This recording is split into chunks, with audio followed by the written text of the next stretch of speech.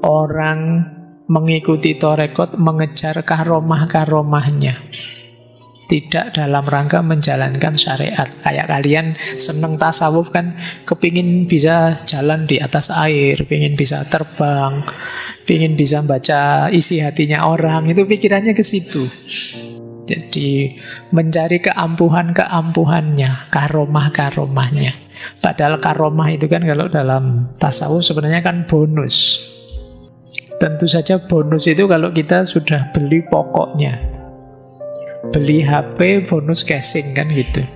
Nah karomah itu bonusnya. Itu ternyata saat itu banyak orang yang ngincer casingnya tapi tidak HP-nya. Jadi dengan syariat males. Kalau disuruh sholat mungkin Allah sholat itu biasa Pak, yang lain juga sholat, pinginnya yang agak aneh.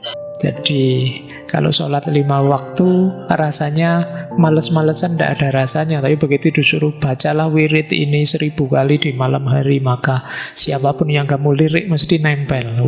Kamu semangat sudah. Kamu tidak tidur mau sudah kalau ada itu ya.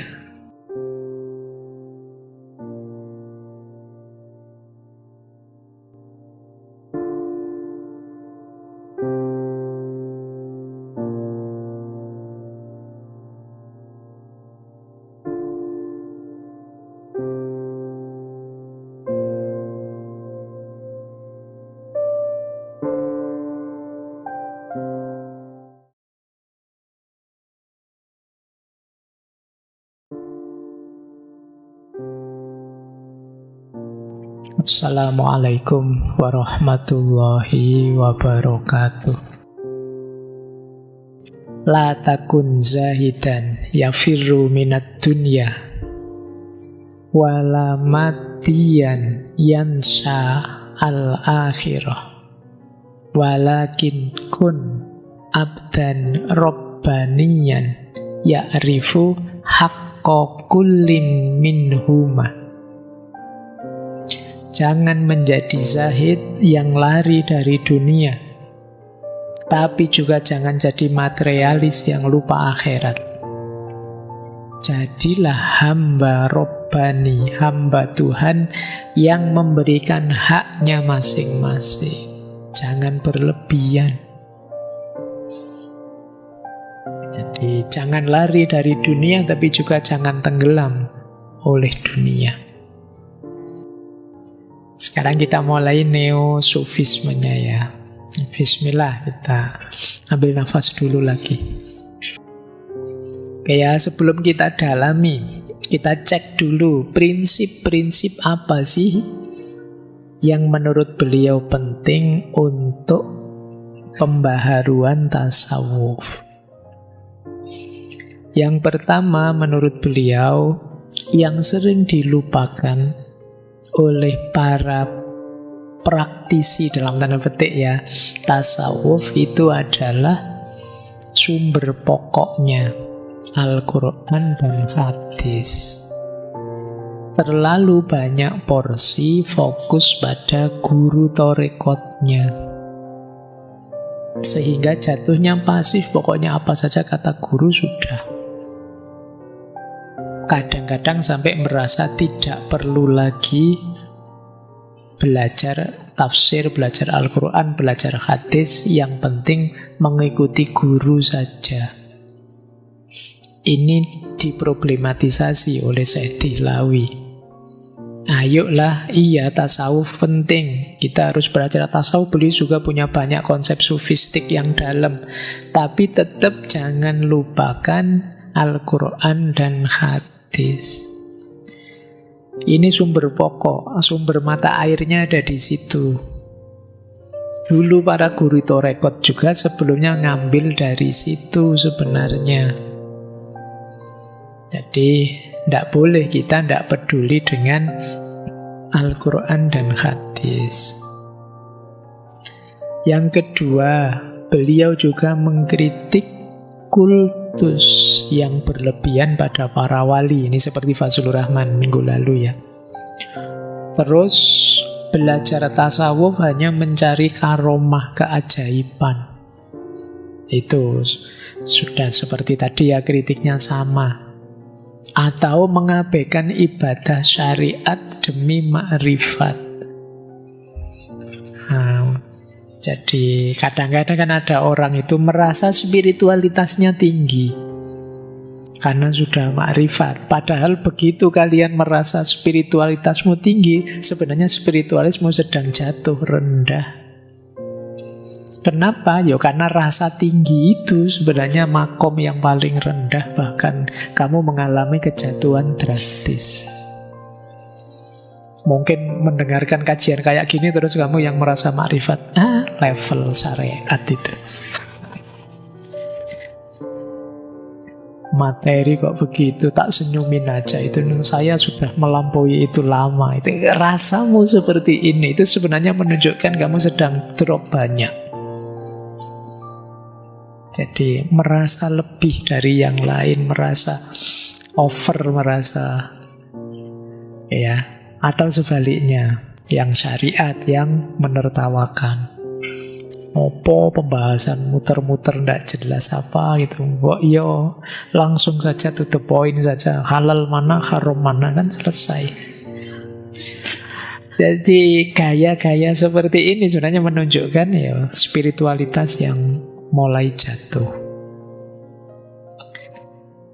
Makanya ada yang bilang wali kok sadar dirinya wali itu. Jadi gaya-gaya seperti ini sebenarnya menunjukkan ya spiritualitas yang mulai jatuh. Makanya ada yang bilang wali kok sadar dirinya wali itu ujian yang paling berat. Karena kesadaran bahwa aku wali itu kan kesadaran bahwa aku tidak seperti yang lain. Aku lebih dari yang lain, lebih dekat dengan Allah, lebih itu. Itu kalau tidak benar-benar menjaga hatinya, jatuhnya dia merasa lebih tinggi dari yang lain. Dan itu kejatuhan spiritual yang dahsyat.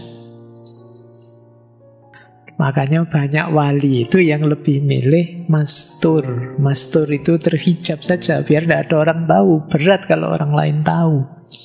Biar saja saya direndah-rendahkan, dianggap tidak level, tidak apa-apa. Karena kalau tahu, berat juga buatku. Wong ngeladeni perasaanku sendiri saja susah, apalagi ngeladeni pujiannya orang, ngeladeni itu luar susah. Nah itu maka yang kedua kata Setilawi, yuk mulai ya kita menghindarkan diri dari terlalu berlebihan. Fokus ke karomah lah, ke ma'rifat lah dan lain sebagainya. Kata beliau sebenarnya kewalian itu bukan sesuatu yang eksklusif. Kewalian itu anugerahnya Allah. Bukan sesuatu yang bisa kita banggakan capaianku, ndak, anugerahnya Allah saja. Diberikan oleh Allah pada yang memang diridhoi olehnya. Jadi itu bukan capaian kayak kalian belajar terus IP-mu 4, itu bukan itu. Bisa saja orang yang sama sekali tidak terbayangkan tiba-tiba terus dibuka hatinya oleh Allah, dicerahkan dan terus menjadi orang yang dekat dengan Allah. Jadi tidak boleh kalian membanggakan level spiritualmu, apalagi dengan menatap orang lain sambil setengah jijik. Itu level syariat, itu level. Semoga tidak begitu ya. Oke, ya kita memang tidak mungkin begitu, memang belum nyampe mana-mana levelnya. Ini masih belajar kok. Terus beliau juga menyarankan akalnya dipakai juga lah. Tadi Al-Quran juga jangan dilupakan, akal juga dipakai. Sufi ya tetap harus ngerti ilmu-ilmu syariat, ngerti fikih, ngerti tafsir. Alhamdulillah kalau kapasitasnya tinggi bisa ijtihad, sehingga bisa menyelaraskan antara zikir dan pikir. Terus tasawuf juga harus punya peran untuk membangkitkan umat. Karena ini orang-orang yang istimewa, harusnya ya kontribusinya besar dong untuk masyarakat. Jangan malah lari dari realitas. Para sufi harus jadi obor untuk pembaruan peradaban, untuk zaman yang lebih baik. Jadi ini yang beliau inginkan. Bukan berarti tasawuf itu salah. Tapi yang pertama, jangan lupakan sumber primer, Al-Quran dan hadis. Yang kedua, nalarnya dipakai, akalnya dipakai. Belajar juga ilmu-ilmu yang lain, fikih, tafsir, hadis. Kemudian jangan lari dari dunia. Perhatikan kita bisa memberi apa, berbagi apa pada sekitar kita. Jangan hanya fokus pada karomah dan keajaiban saja. Inilah pembaruan tasawuf yang beliau inginkan. Biar tasawuf itu ya rasional, ya kontributif, dan tidak lepas dari akar agamanya. Jadi ini memasukkan 3 unsur sekaligus, yaitu Al-Quran dan hadis, akal dan kontribusi sosial. Ini kalau sudah bisa itu akan luar biasa, karena tasawuf itu sesuatu yang sebenarnya punya energi yang luar biasa. Nanti minggu depan kita belajar dari Syekh Abdul Qadir Al-Jazairi. Ini sufi yang pejuang. Bukan Syekh Abdul Qadir Jailani ya, Syekh Abdul Qadir Al-Jazairi dari Al-Jazair. Kita minggu depan, saya tidak tahu minggu depan apa minggu depannya lagi. Nanti tanya takmirnya. Oke, jadi prinsip dasar jangan dilupakan. Ini yang jadi fokusnya. Memadukan syariat. Banyak mengarah ke sini. Syariat ya penting, hakikat juga penting, jangan dilupakan. Lahiriah penting, batin ya penting. Lahir saja tanpa batin, omong kosong.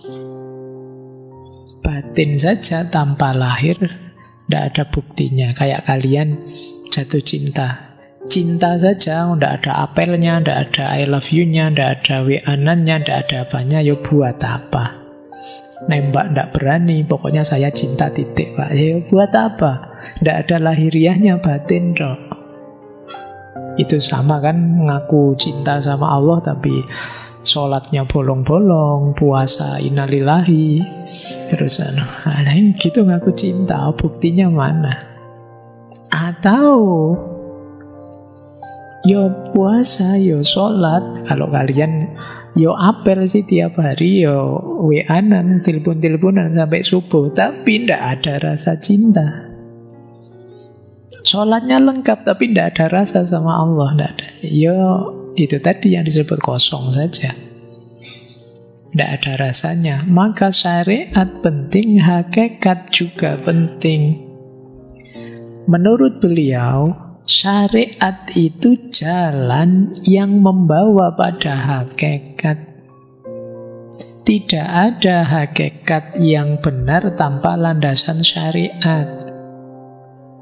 Syariat itu tidak sekedar lahiriah, tapi syariat itu memang wasilah untuk penyucian jiwa dan kedekatan dengan Allah. Wasilah itu ya kalau dia tidak dipenuhi, tidak akan sampai ke tujuannya.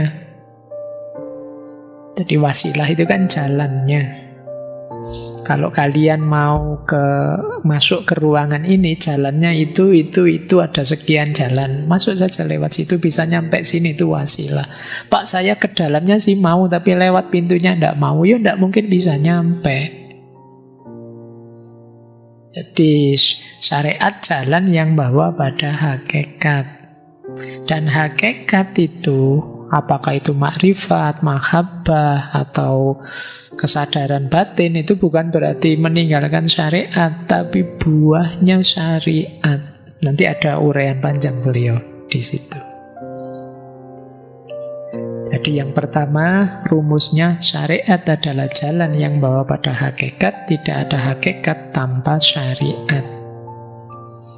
Yang kedua, kesempurnaan seseorang kalau dia bisa menyatukan lahir dan batin, hukum dan hikmah, ritual dan cinta. Lahirnya ya, batinnya ya, hukum ya, tapi hikmah juga ya. Karena kalau hukum tanpa hikmah kering. Ritual ibadah ya, tapi cinta juga ya. Dengan inilah nanti kita bisa menikmati iman. Agama itu jadi bisa kita nikmati. Tidak sekedar beban.